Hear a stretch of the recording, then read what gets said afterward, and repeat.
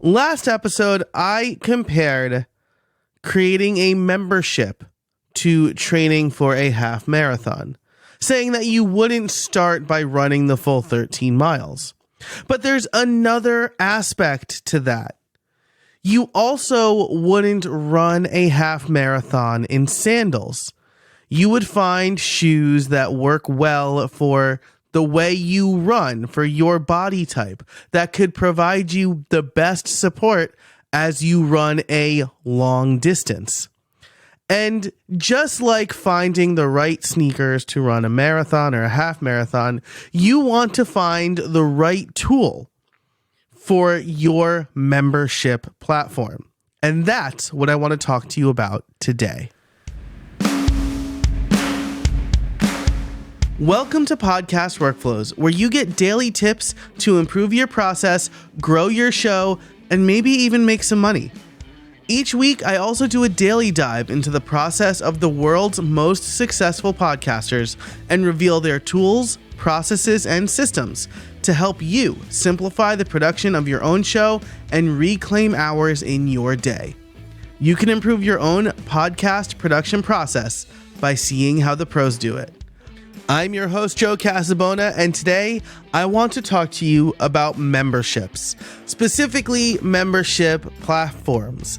In the last few years, setting up a membership has gone from hire a developer to build a custom site to I barely need a dedicated website anymore. So today I want to look at a few options that are good for podcast memberships, as well as how you should determine what works best for you. Let's look at the first one, maybe the most well-known one, Memberful. They are really trying to corner the market on podcast memberships, and they're doing a great job. Rich features, lots of integrations, and it's free to start. When I first looked at this, I thought the only drawback in my eyes was the price, which was $0 or 10% transaction fee or $25 a month, and then a 5% transaction fee. I thought both transaction fees were higher than you should pay, but after going through the pain of setting up a bunch of different memberships on different membership platforms, I will happily pay the higher transaction fee if it means I don't have to think about all of the odds and ends and access and churning and all of this stuff that you need to think about when you set up a membership. Memberships are complicated, and Memberful makes it a lot less complicated. Number 2 is Patreon. They're one of the OGs for creator memberships. They pretty much only charge you when you make money, and they've been around for a long time. But while Memberful makes their pricing structure really transparent, I feel like Patreon's is a little bit of a black box. They were my first podcast membership platform, and they've added a lot of great features since then, including private podcast feeds, but I could never figure out just how much per month they were charging me. Maybe it's because I wasn't doing enough volume, but I always felt it a little weird that I couldn't predictably say, oh yes, I have this many members and I pay this much in transaction fees. So that's something to think about with Patreon. The other thing with Patreon is that they say that they make it easy for discovery, but they don't necessarily. And that could be a drawback for you, especially if you're just starting out. Okay, so now I want to tell you about one that's not really podcasting per se, but I know a lot of journalists love it, and that's Substack. Substack does have really good discovery.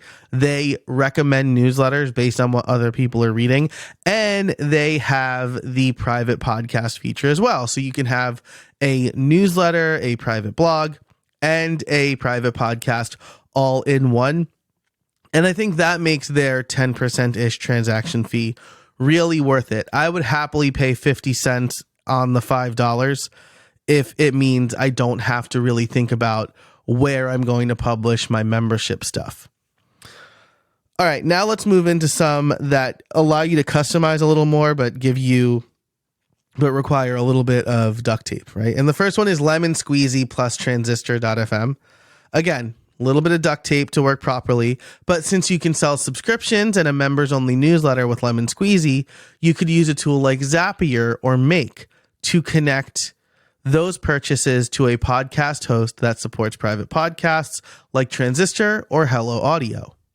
When someone purchases via Lemon Squeezy, you can have a Zapier create a private subscriber. So again, a little bit of duct tape there. There's also Thrivecart, which is something that I use to sell my memberships now. Mine has far too much duct tape and too many twigs. I wouldn't recommend my process for you, but I use Thrivecart and I connect it to both Transistor and to ConvertKit. So I have a lot of flexibility there. But again, if I was starting today, I'd probably use something like Substack or a different platform to make it really easy for me to offer those private podcasts. Speaking of ConvertKit, ConvertKit has ConvertKit Commerce, but if you're considering this route, be aware, it's only good. Really, I'm going to say, like, even harsher than that, I'm going to say it's only usable if you're selling a premium newsletter or a one-off product. If you need ConvertKit Commerce to connect to other things like Transistor or Patreon or Hello Audio, they do not do a good job of that because they don't tell you when subscribers churn, which means that theoretically somebody could pay for 1 month and then be a member forever because ConvertKit just doesn't tell you. So you need to keep that in mind. I was using ConvertKit Commerce because it was so easy, but there are a few gaping holes in their feature set. Lastly, you can try one of the many WordPress membership plugins. I'd be remiss if I didn't mention WordPress, but to be honest, I wouldn't recommend starting with it because that takes the most duct tape to get up and running. If you really want to try WordPress, I'd recommend Paid Memberships Pro, though Memberful also integrates with WordPress, as does ConvertKit Commerce. The best thing you can do is write down the 4 to 5 features you need most. I'm going to say it's probably recurring payments, membership levels, a private podcast feed. Maybe you want it to integrate with your email service provider. And then evaluate some of the platforms I named, some of the ones that come up in your research, and see what works best for you. Just like running shoes, New Balance might work for some people, Hoku might work for other people, but you might find that Nike is the best running shoe for you. If you liked this episode and want more content like it, as well as bonus episodes, a newsletter, my automations database, and monthly workshops, you can become a member of the Podcast Foundry over at podcastworkflows.com/join.